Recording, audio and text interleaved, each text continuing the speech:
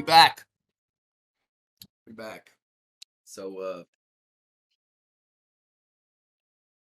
you don't drink out of like big sparkly cups. State of the Reef. Yeah, so we're back here and I'm just kind of winging it. Lots happened since I made my first like equipment video. And so I think I needed some structure. And I think what I'm gonna do is like a State of the Reef every Friday. So that way I'm not like stressing out like what to make a video of, what to talk about. So that's what I'm gonna start with, State of the Reef. And well, one cool thing, I did get a golden nugget wrasse, and I was gonna keep hiding behind this thing because I cleaned the glass, and yeah, he's a little skittish, but he's a beast. I'm gonna feed him right now, get him to come out a little bit. Should we give him some food? Let's give him some food. Let's give him a little bit of food. Knock in some of this. What am I feeding him right now? Some mysis shrimp, and the red stuff is and I'm gonna have a feed cup and do that, all that, but I'm not really concerned about my phosphates. I'll get into that because some people are probably tilted with all that food in the tank, but I'm doing that kind of for a reason right now. But look at this guy. He's huge. I don't know if you can see him. He's a big boy and he eats like a maniac. So he's a golden nugget wrasse. He's all gold and green. He's got like a turquoise colored tail. He is absolutely beautiful. I'm just gonna dive into my props right here. So basically, like I said, the tank's brand new. Not brand new. It's like 2 months old. And like I was on the end of my cycle. And I do that in quotation marks because I'm kind of like curious right now. I've been testing nitrites with this ultra low range hanometer, right? So it reads parts per billion. Most people do like the Cellar Fade or the ones that are color, and I have those, and you can't really see nitrites on those tests. I mean, maybe the closest shade to pink. And you know, most people are like, your tank's completely cycled. You know, I don't. It's obviously processing ammonia, but I have those nitrites in there, and you know, everything you read says you want zero nitrites. You want zero nitrites. And basically, I mean, I could show you on my app here. I over the last couple, I guess 2 months, the last couple weeks, I've been dealing with you know, nitrites going back up when I turn the UV on. So like I had it down 2 weeks ago. I had it down to 10 nitrites.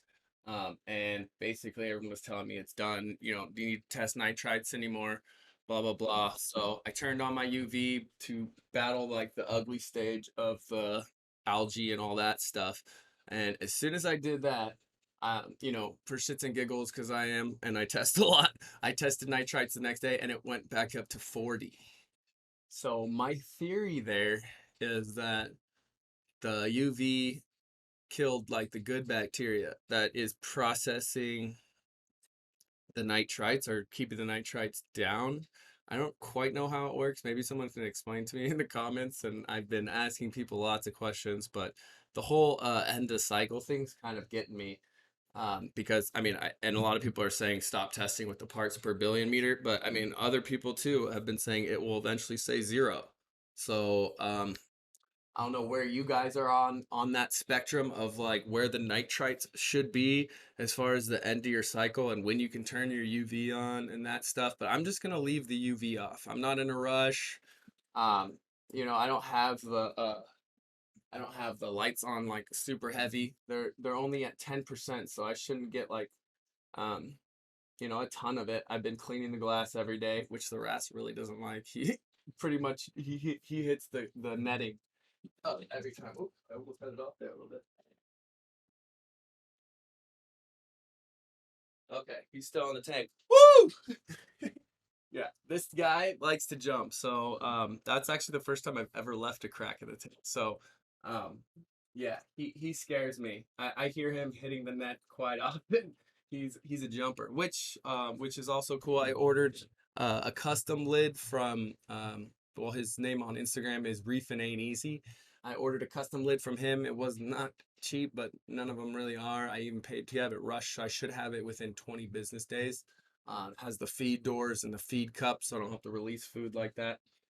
But yeah, so that's where I'm at with the nitrites. This morning I was at 20 when I tested. I've been dosing with the micro B lift. In fact, let me get you this is the stuff I've been using. And when I, like I said a couple weeks ago, when I had the nitrites down to 10 and like everyone's like, you're done, you don't need more bacteria, blah blah blah, turn the UV on and have fun. Basically, I turned the UV on, saw the nitrites shoot back up, and was like, okay, UV off. I went back to doing what this says as far as dosing it nightly, and I watched the nitrites come back down. So we've been doing that, using the bacteria. Let me know where you stand on that. If you think that it is actually supposed to go to 0 on the parts per billion meter here, I'm gonna give it like another week and keep going with the bacteria and see if I can get it to 0. And just kind of play it by ear there. As far as the phosphates go, that's actually why I kind of was really liberal when I dumped the food in there. Because I'm trying to, every morning I'm noticing my Pax Bellum is doing tons of work and stripping all the phosphates out. So when I feed like that heavy during the day, so I'll test in like an hour, I'll have like 0.04 or 0.03 phosphates, and by the end of the night, sure enough, it's gone. So that's why I have this. And my buddy, or not my buddy, he's a guy I met on Instagram. He's been answering basically all my reefing questions. And he just started an LLC. His name is Reef Mania. So yeah, he's able to get a lot of products, and he's a small business. I like to support small business. So yeah, he's been every time I need something, I'm like, hey, I need coral food, rather than shopping for it, because I just know that he's been in the industry for a long time and he'll pick something out that's good. And I'm taking his advice, so he just sends me what I feed. So I'll go over that too. But this is for in case the food's not boosting my phosphates enough, or the feeding, I can use this. Because with the Pax Bellum, you want I think it's a 20-to-1 ratio. Don't quote me on that, but we want a specific ratio between phosphates and nitrates, because the Pax Bellum like really strips uh, the system of its nutrients. So that's where I'm at with that. And that's the thing with the nitrates that's been not bothering me, but they've been staying kind of highish, 25 to 30. And I think that has to do with the nitrites not being all the way gone. But again, I'm new, I don't know, this is just a theory. Next thing, what do we got here? Oh yeah, so basically how I'm running the tank right now.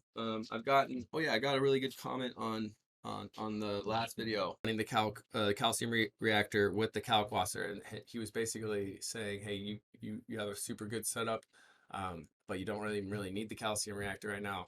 You're gonna overdose calcium, just use the kalkwasser. So basically, I'm pretty much doing that. I'm only giving, I don't really go over 5 mil or 8 milliliters a minute on the calcium reactor. And it has the magnesium chips in there too, so it's giving me a little bit of magnesium. And it's not lowering my pH too much because I'm not dumping a ton back. I'm also running a reverse cycle back into the Pax Bellum, so the CO2 effluent water goes back into the Pax Bellum where the Chaeto is.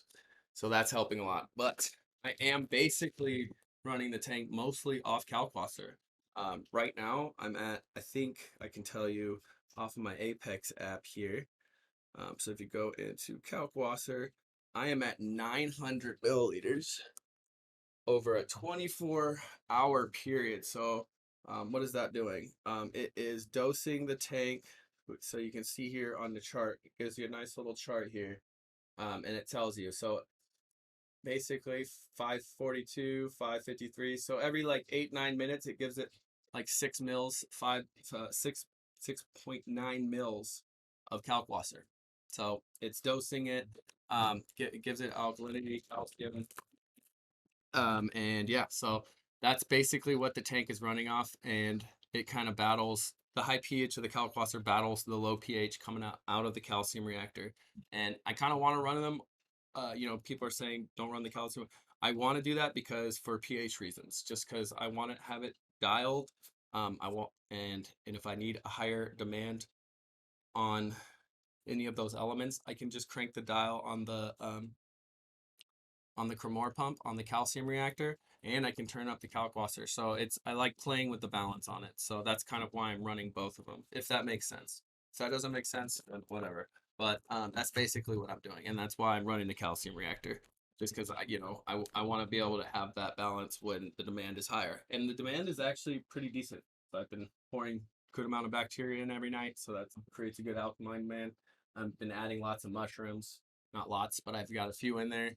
Got some zoas. I have some more zoas coming today, so I've added some corals. So the demand's increasing. So, but yeah, the kalkwasser 24-hour drip, and I'm at 900 milliliters in a 24-hour period. It's been working great. I've been sitting at a solid pH, like 8.17 or 8.15. So I've been just kind of sitting there. I don't even really swing at night. So I also ordered one of these guys. So one of these professional tests. So because I've kind of been wondering about the magnesium, the calcium, how accurate the Trident is. I know that the KH is pretty accurate. I've tested it with two other kits, so I'm not really too concerned about that. But I'm excited to do this today. Send it in and see, what my water really is. Also, like I said, I got some new corals, which I'll show you and take you around the tank in a bit here. But I did get some new corals, and it was the first time I dipped them. And I basically put them in a 5-gallon bucket, did everything on the directions here. I put a little pump in, and yeah, I dipped it with this stuff. It was a Neptune mushroom that I got actually off eBay. It looked really healthy, and he had like a bunch of good, solid reviews. But again, with somebody I didn't know, so I dipped it. The coral looks really cool. I love the bright green on that coral. It's pretty cool. So as far as food the Reef Mania sent me, I fed it once yesterday to the mushrooms, and the zoas. It was this barrier reef labs. The stuff right here. This stuff right here. Yeah. So I gave him that. I gave him some Benepet. That's what I've been feeding them. And I started with this a little bit. I even got a Hannah iron tester, one of the little eggers, just to make sure it's not, too much or whatever. But I've been dosing the iron and manganese as far as the PAX instructions say. And I'm trying to think if I'm missing anything here. But yeah, so basically I was going to go over kind of what my parameters have been. Um, Everything's been really good so far. My ORP has been right around 350 to 370. When I turn on the UV, it's very interesting. It goes up to like 400 or above 400. This probably because it kills, the tiny little bacteria, the stuff that's floating around that's reducing the oxidation reduction potential. Uh, I'm still understanding that number, but it's cool to watch. Yeah, I keep my temperature right around at 78. And yeah, I've been really just floating the alkalinity right at 9. I can show you here. So overall, you can see the high and the lows there. I'm getting a little reflection. So I'm staying right around 9. If it's jumping, it's just because I'm adjusting calc and stuff like that. So my minimum was over the last 7 days. So that's cool because this is always going to give me 7 days, and I'll do this every Friday, so I can kind of tell you where I've been for the last 7. So my minimum was 8.89, and my average was 9, which is whew, that's exactly what I want, right? And the maximum was 9.25. So the kalkwasser dose is just keeping me right at 9. And I don't really swing further than 0.25, which is pretty good for just starting off and figuring it out, in my opinion.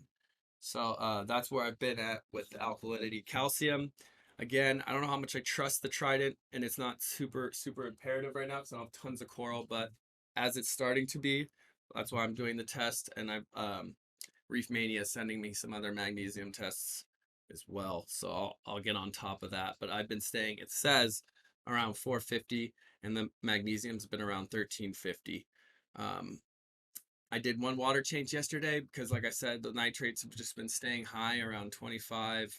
And I think they would be a lot higher if I didn't have the PAX running there. The Chaeto and the PAX is just blooming like crazy. I'm gonna do another episode about maintaining it in a little bit when I'm probably gonna have to trim some of the Chaeto already It's already been like 10 days, but believe it or not, like a little tiny golf ball size is almost filled the container. So, I'm knowing there's at least, it's sucking the nitrates because it's growing off of those, right? So yeah, we went over all the parameters. Everything else has been good. The only thing that I did change down here, I got rid of the marine pure cubes because apparently they can cause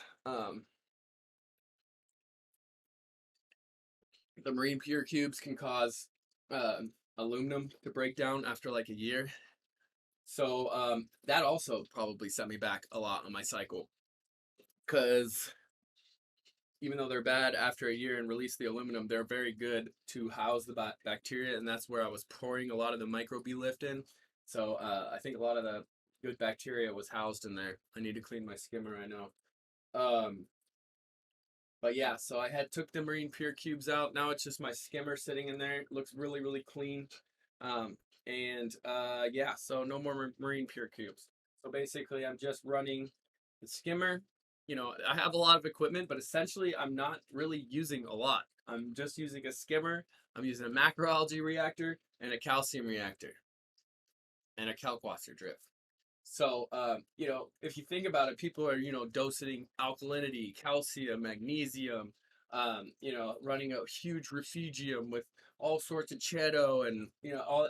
So technically, even though I have pretty advanced equipment, it's not, I feel like I'm running less stuff and have less things to make maintenance, right? Does that make sense? I meant to talk about these guys during my State of the Reef because this is actually one of the only things that's been on the sadder spectrum of things. But these guys, the poinsettias, I think they're just absolutely done. They're from my old tank, and I thought maybe I could save them. They haven't really opened, so. But what do you think, guys? Are they dead completely, or do I keep them in here?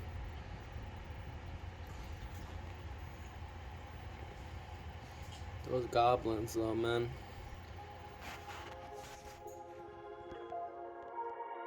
Okay, so as far as new corals,